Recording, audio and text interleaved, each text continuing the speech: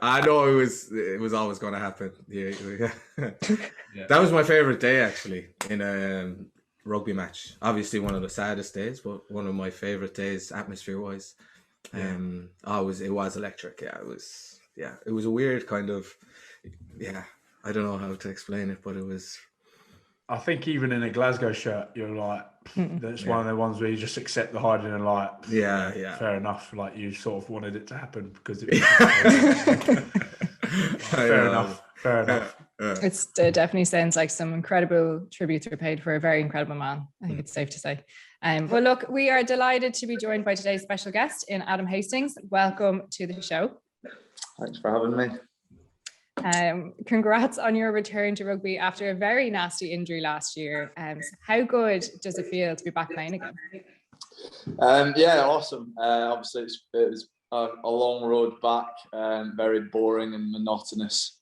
I'm sure Zeebs and Wills could tell you about the joys of injuries. They've had plenty, I'm sure. But yeah, it's good to be back and finally playing a few games, I suppose, again. What I was saying, Adam, obviously it's great that you're back playing rugby, but it is even better to be playing under the leadership of one of Scotland's all-time greats in Ryan Wilson. Fraser Brown. Oh, sorry. Yeah, Ryan Wilson. It's obviously good back playing with Wilson. He's a good man to have on your team. I'm hoping when I move, we don't play Glasgow until he's retired. I think that'll be a good one for me.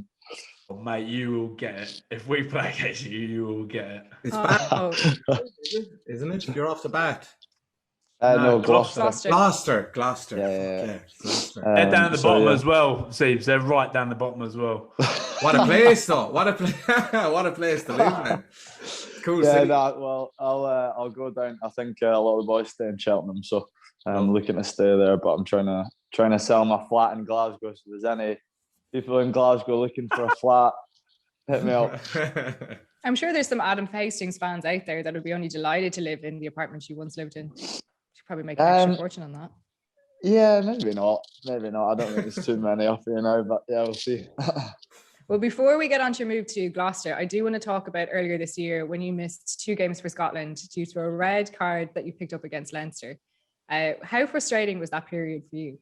Obviously it was. I mean, it was a tough one to take. I'd worked back from, my kind of shoulder recon. I'd come back. I think I got back 3 or 4 weeks earlier than planned.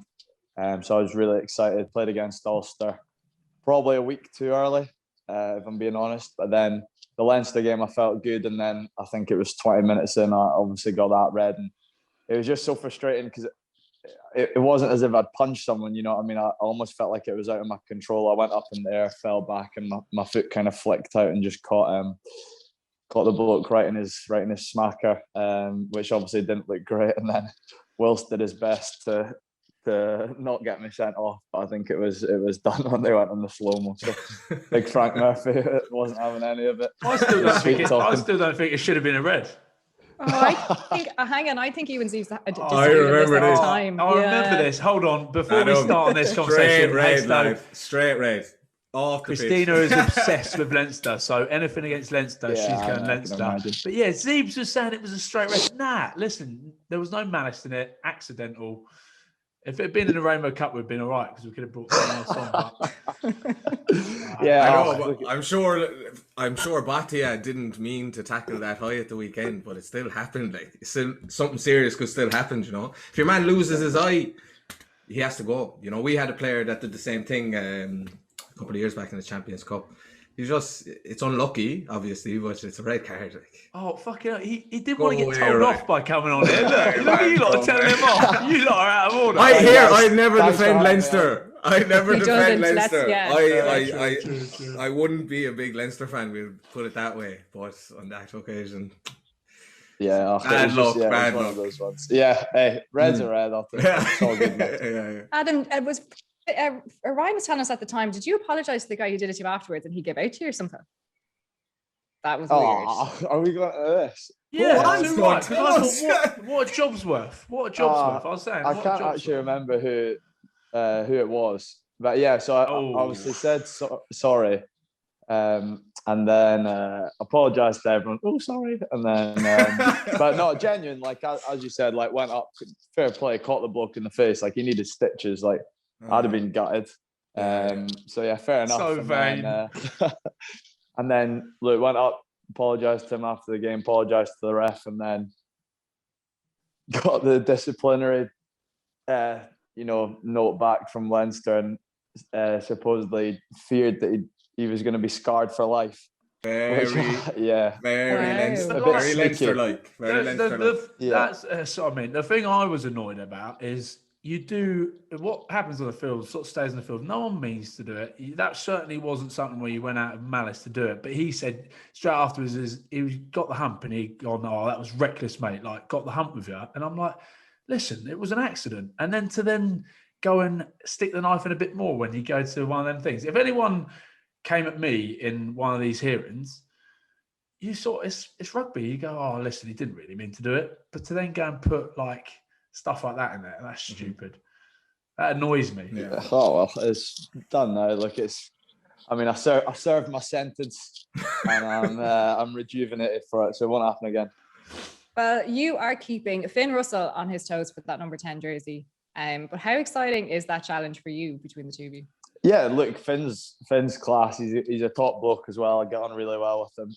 Zebo will testify to him. He's a proper bloke. Obviously, Wilson knows him really well as well. So, yeah, he's playing he's different gravy at the moment. To be fair to him, I think over the past kind of few years, he's kind of brought his game to that new level out at Racing, and he's been so consistent, which is funny because people still say sometimes I still see things like, "Oh, he's inconsistent," but he's not been. He's been on fire.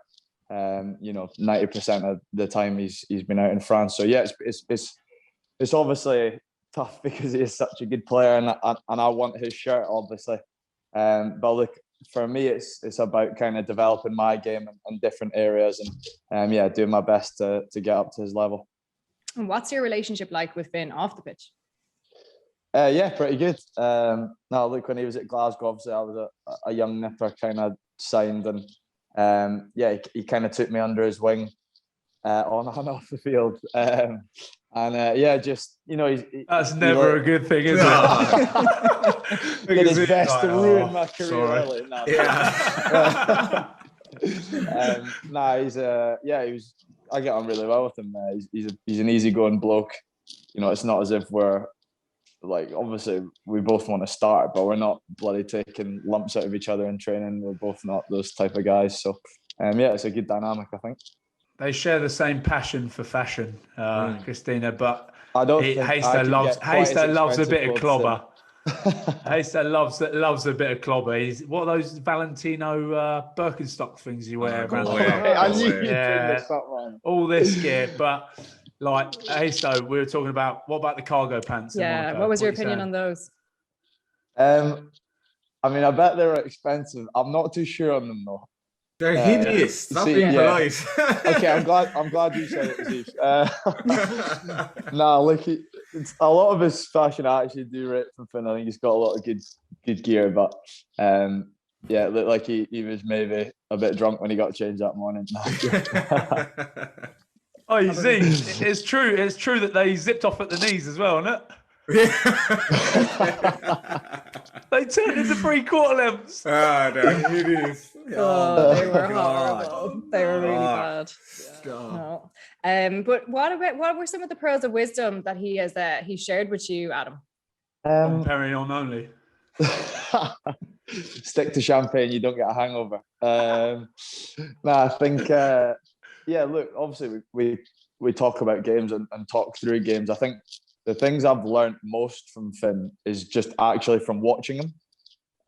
You pick up little cues on what he does, whether it's, his little feints at the line or little feints before he's going to kick to disguise them. Just little things like that. I think I've kind of learned off him that way. And then obviously, in half-back meetings, and I've spent, a bit of time with him over kind of in Scotland camp, just looking at games or previewing teams.